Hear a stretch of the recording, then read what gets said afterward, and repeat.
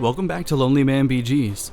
In this video, we'll be going over the adult card game for 2 players, EndStream. EndStream can be played within 30 to 60 minutes and is best enjoyed with a glass of your strongest liquor.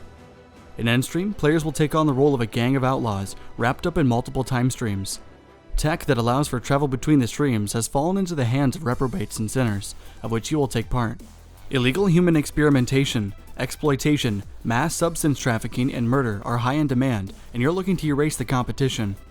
The game contains 15 turn point cards, 25 operator cards, and 3 hideout cards, of which more will be added in future expansions.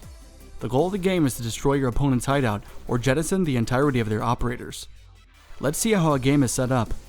Each player chooses a team of 6 operators in a single hideout. There are pre-made combinations for players who do not wish to make their own teams. Next, the 18 double-sided turn point cards are shuffled. Each player draws 6 cards from that deck. Then, the turn point cards are placed in front of each player in a row. Each card represents 1 century. The centuries span from year 1800 downstream to year 2300 upstream. These are the player's streams.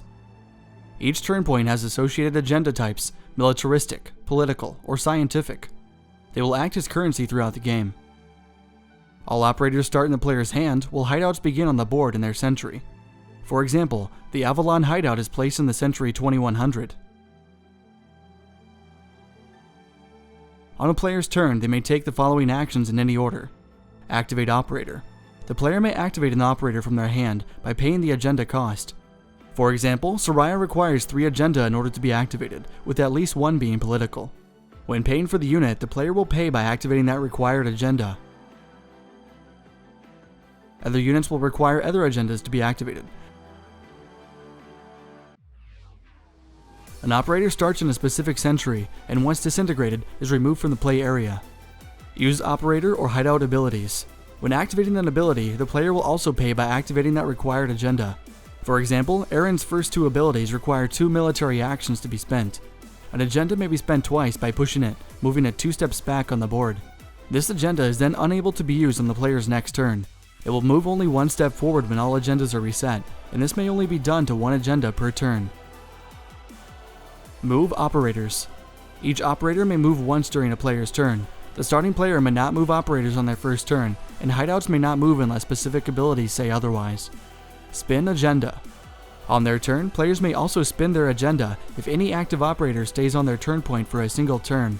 This may happen once per turn. Let's talk about combat.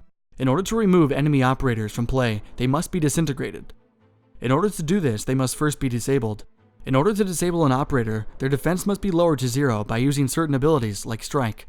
For example, Hamdi can strike for 3 by spending 2 military agendas and another of any type. Once an operator is disabled, they remain this way for 2 turns and are rotated to the side. Once disabled, operators can be disintegrated if their defense is lowered from their original value to 0 again.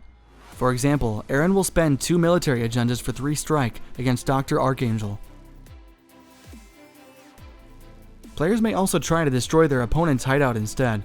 Each hideout has a defense level, and once that defense level reaches 0, then it is destroyed.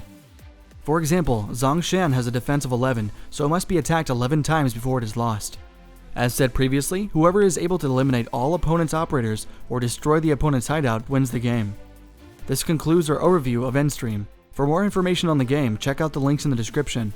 Also, be sure to like, comment, and subscribe. If you want to support the making of my videos, see how you can do so in the description below.